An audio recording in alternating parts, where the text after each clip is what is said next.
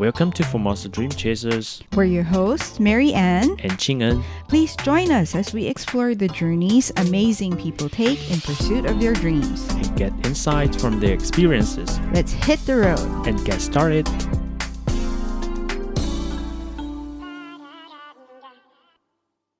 Welcome back to Formosa Dream Chasers. Last week we had the pleasure of speaking with Pilates instructor Daphne Lo, whose family moved to South Africa before she was born. She shared her unique experiences growing up, and today we continue our conversation as she discusses how she ended up opening her own Pilates studio here in Taiwan. What do you think makes Pilates unique compared to other forms of exercise? So when I encountered it in university, I actually didn't know clearly what it was because it was only a few sessions on what Pilates was. And Pilates is actually a very hard to explain kind of exercise until you go and experience it yourself. It was only after graduating from China Medical University and then going back to South Africa, a friend of mine's like, hey, you did Pilates. I've been doing this equipment Pilates. Do you want to come try it out? I was like, cool. So I went and tried it out and I loved it because I did gymnastics when I was younger. So I was still into like athletics and sports and everything. And I was like, hey, this can also kind of help people in a different way. So after the session, the instructor was letting me know, she was like, hey, there's a instructor certification course coming up. Do you want to go and just ask around, see if you want to get into it? And that's how I just jumped right into it. So at that time, I mean, I was really young. I just graduated from university. I didn't think much about it. But the more I got into it, the more I really enjoyed everything about it. There's 6 main principles in Pilates. There's breath. You got to inhale during a movement and exhale. So that's very important. And there's concentration. So you got to really focus on what you're doing. So there's the mind-body connection, which you definitely need if you want your muscles to fire correctly. You can't just be doing an exercise and then think about what I'm going to have for lunch just now. Yeah. That's not going to work. That's not how it works. And the third one will be control. So Pilates, what's hard about Pilates is because the movement's really slow and it's very controlled. So before Joseph Pilates, before he passed away, this type of exercise was called contrology. So it's basically the control of muscles. How do you do this exercise and do this movement with grace and control? And number 4 would be precision. You got to know what your body proprioception is. So what proprioception is, for example, if you close your eyes, straighten your arms, you would know that, okay, is this straight? Or what angle is this at? Okay. So that's all about precision and also control as well. How to bend your arms until a certain angle. So it goes back to the mind-body connection again. And number 5 would be center. So center would be your core muscles. So Joseph Pilates, he actually studied a bit of Tai Chi and he also studied yoga. So that's where the slow-paced elements came from. And he fused that with boxing. So some movements are actually quite vigorous, but majority of the movements are quite slow and controlled. And he's really focusing on activating the core muscles. So by activating the core muscles, if you do certain movements, it's easier on the body. There's more efficiency when you do a certain movement. So that's why he was very adamant about connecting your core and everything. And then number 6 would be flow. How does this movement flow from one to the other? And it just doesn't apply just to exercise, to your daily movements as well. For example, if I pick up this bottle of water, do I knock it over by mistake? So it's about, your eye-hand coordination and also your mind-body connection as well. So I think these 6 principles really, in the beginning you wouldn't know about it because you didn't understand it. I didn't understand it when I started. But now the more I get into it, it's almost my 10th year teaching Pilates now. I'll be like, hey, I actually didn't understand what they were getting at when they set these principles. May I have a question? Many of our audience may be curious about what's the difference between yoga and Pilates. Yeah, I get this question a lot. It's so hard to explain because, there's a lot of differences. But I think the main difference would be Pilates has the equipment, yoga doesn't. And yoga was established thousands of years ago. And Pilates is only 100 years old, 100 and something years old. They would get confused when it's both on the mat exercises, because yoga is on the yoga mat and Pilates would be on a mat as well. The exercise looks similar because Joseph Pilates did study yoga. So I think what I understand about yoga, I've been doing yoga for a few years as well. And so the differences would be the exercise yoga would be made for a person to be able to meditate for a long period periods of time. So in order to have that, you need to have X amount of flexibility. Otherwise, if you're very stiff, your leg's going to go numb within like 2 minutes, and you can't concentrate on being in the present and meditating and being mindful and all that stuff. So why it was developed is basically because of this. And Pilates, although it does have the mindfulness aspect behind it, it's not as spiritual in that sense. So the main difference I would think would be those two. But I mean, you can incorporate both into each other. If I can go back to our earlier discussion on your journey, why did you choose to go back to South Africa after you graduated? Or was the plan always to study here and then go back? No, the plan was very unclear actually. So the reason I came back to study in Taiwan is because I overheard my mom talking to a friend on the phone. I was in high school, was almost about to graduate, and then I just heard her saying that, hey, yeah, when Daphne graduates, I'm going to send her back to Taiwan and do XYZ. And I was like, really? I don't know about this plan. So thanks for telling me, Mum. But at least I was open to it. I was like, okay, I don't mind. It's for safety purposes. It might as well. I was just open to new experiences, so I didn't mind. And then after graduating in Taiwan, I'm sure like everyone has that moment like, what do I do with my life now? Because I didn't want to become a physical therapist. Because in our 4th year, we were doing internships at different hospitals. And I was like, no, this is not what I'm going to do. I'm not going to do it. And I knew that I didn't want to be in a hospital environment. I want to help people, but not when they're on their like, deathbeds and or like you see a lot of tragic things. Because I'm very sensitive to the different energies. Right. So I would be like, I don't like this kind of very down and negative environment. Everyone's stressed. So I did a Pilates course, like a short mat course in Taiwan. And I even spoke to the instructor about it. I was like, hey, I've done the course already, but do you perhaps need instructors at your studio? But then she didn't give me a definite answer because she's like, I can't guarantee that you'll have students. I mean, you're more than welcome to come and be in our studio, but I can't guarantee anything. Yeah, I couldn't really stay because it was very unconfirmed. So then I just thought, might as well go back to South Africa. I haven't been back for almost 2 years and just see where it takes me. And then once I got back, my family and friends like, oh yeah, I do Pilates as well. Do you want to come and try? So that's how I got into knowing about this. The certification? The certification back then. And I think one thing just led to the other. It was just very smooth transition. Yeah. You mentioned you knew physical therapy was not for you. Mm-hmm. What aspect of physical therapy did you see that did not align with who you are? I think firstly, working in a hospital in Taiwan, because Taiwan has got the national medical aid. Yeah. It kind of restricts what physical therapists can do, what treatments they can do. How so? So in the medical aid, basically, you can only have, for example, electrotherapy and red ultralights and maybe like a hot compressing bag, whatever. So it's very limited to what you can do for a patient. But will they get better? Maybe to a certain extent, but some of those actually need like hands-on therapy. So you mean that the National Health Insurance only subsidizes a certain portion, exactly, not everything. Yeah. And so that limits options for people in terms of like what can assist or help them. Yeah, exactly. Because like we've learned all the stuff in university, but then I realized when we get to the hospital, there's only certain things you're allowed to do. Like the more you do for them, it's not on their kind of prescription, so you can't do a hands-on therapy for them. So it's very limiting for a therapist, I would think, compared to if you did physical therapy in South Africa. What would be the difference? In Taiwan, you have to have a doctor's note to be referred to a physical therapist. In South Africa, you don't need to go to the doctor. People know that if you hurt yourself, you actually go see a physical therapist. You don't need a referral. It's independent from the doctor. It's independent, yeah. But those that go to a physical therapist in South Africa, they pay out of their own pocket. It's not subsidized. It's not subsidized unless you have your own medical insurance. So coming back to why I didn't end up going into physical therapy, when people come to you, so as a physical therapist, when people come to me, it's usually their last resort. It's like when they're hurt really badly, like, hey, I couldn't walk this last month. Right. And there's numbness and there's pain. I went to the doctor, they say I must come do a physio. Whereas Pilates, I feel like I'm still helping people through movement. And it's also, like I said, I believe in prevention is better than cure. So you don't have to wait until when you're already in pain. you can start coming when you be like, hey, I have a tweak in my back and I feel like, oh, my posture is very bad. Probably no pain now, but maybe I should do something about it. The mentality is very different, because when patients come to me, when I was a physical therapist, they firstly are very negative emotions. So there's a lot of that when they come, because people are in pain. So they can't be like happy and all go lucky, but like, hey, I'm here now. They can't.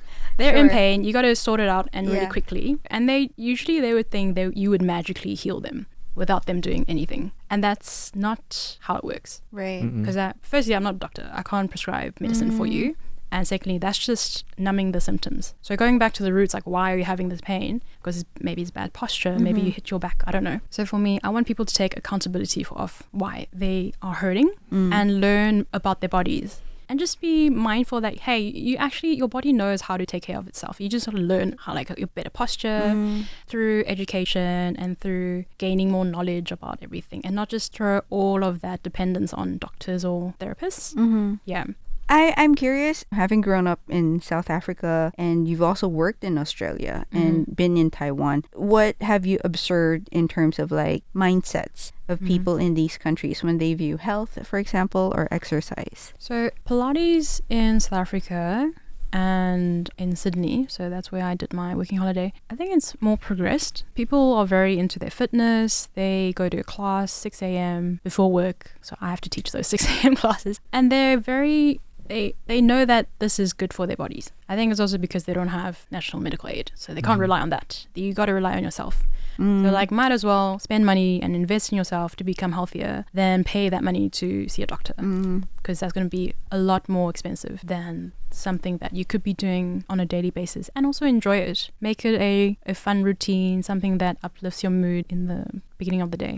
So in Taiwan, the mindset is getting better now. People are willing to spend money to make themselves healthier, whereas like the older generation would be like, why are you spending money to go to the gym? You can just go walk in the park. Or there's like, all these different apparatuses in the park where like you see the old people are using, which is fine. Like, if you can go, definitely go do that. But I feel like now in Taiwan, it's actually getting better. And Pilates itself it's a more of a luxury sport, I would think, because it's different from strength training. It's more specialized. You got to know the body a lot more. And also the equipment's more complicated than the equipment at a gym. That's interesting. I always had this idea that Pilates kind of relies on your body weight. No? You also need equipment? So there's mat Pilates, which is you and your body weight. That's correct. That's why it's sometimes a lot harder to teach someone mat Pilates if they don't have a strong foundation. I see. So equipment kind of enhances and guides your muscles to fire at a specific sequence, which is like the correct sequence. So it can make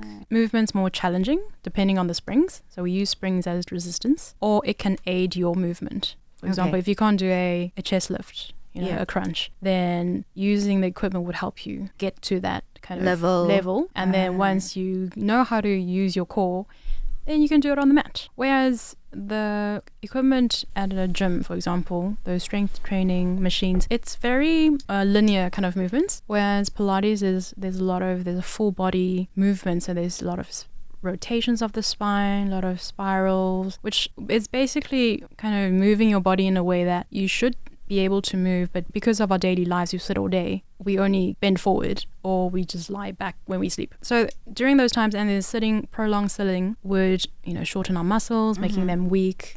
So Pilates equipment helps your muscles to engage better. You say you worked in South Africa and Australia after graduating. What made you come back to Taiwan again? So that's another long story. So I was in Sydney and my visa was getting expired, and I was like, hey, might as well come back to Taiwan. My mom's back in Taiwan already. So I just thought that I'll make a quick visit during end of 2019. So when I got to Taiwan, it was 2020, so it was about 4 years ago. COVID happened. Oh, yeah. okay. So that's when it just hit. Like I came back and then everything was fine, but then the next month, like everything was closed, shut down, can't go out. I was like, oh no, I wanted to go back to Sydney. But anyway, so it took me a year to kind of figure out what I wanted to do, and COVID wasn't getting better. I was like, okay, might as well stay in Taiwan. So that's how I came back.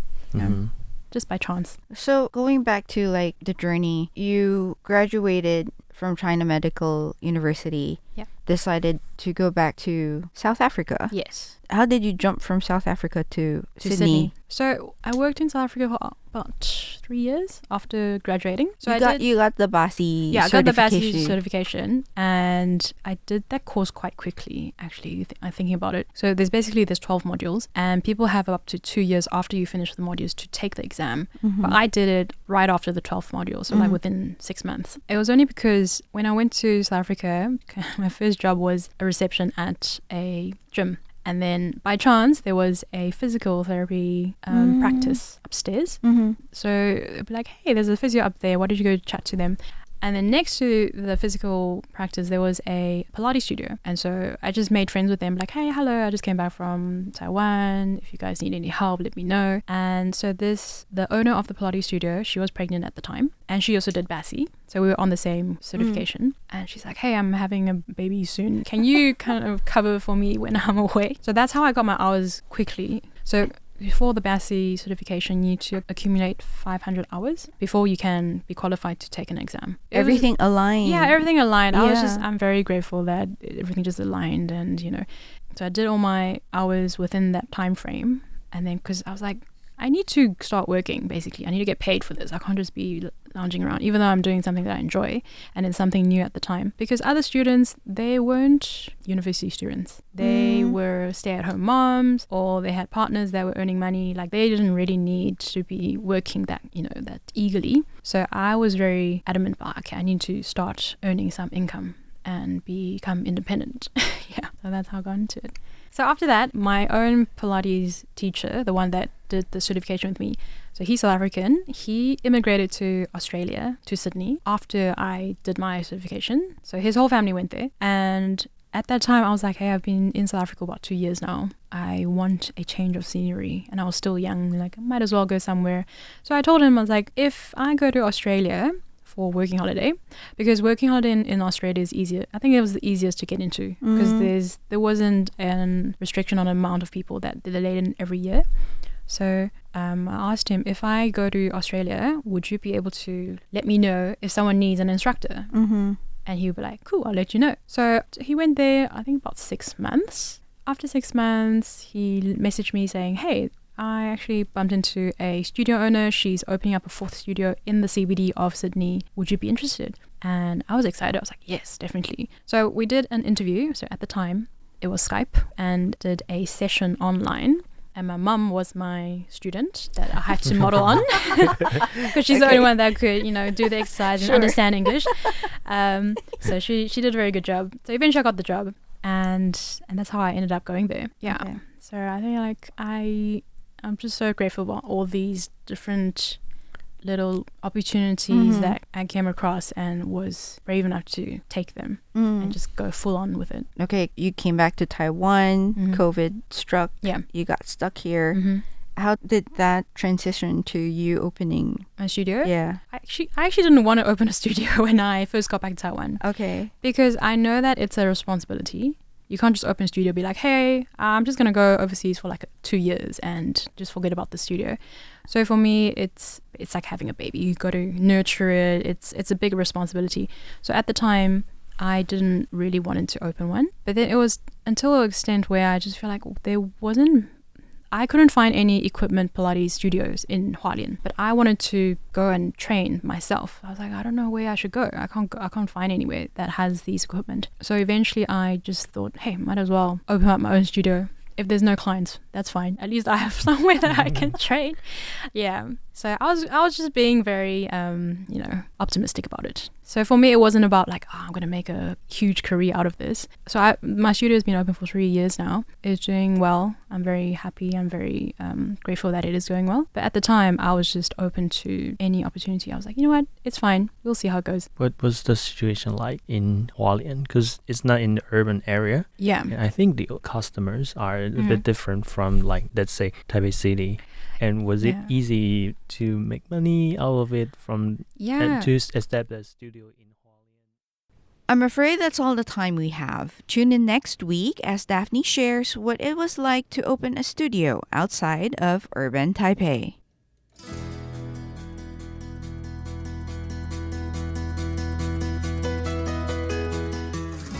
This is Ching and Cho. And Mary Ann Shoko. See you guys next week. Bye.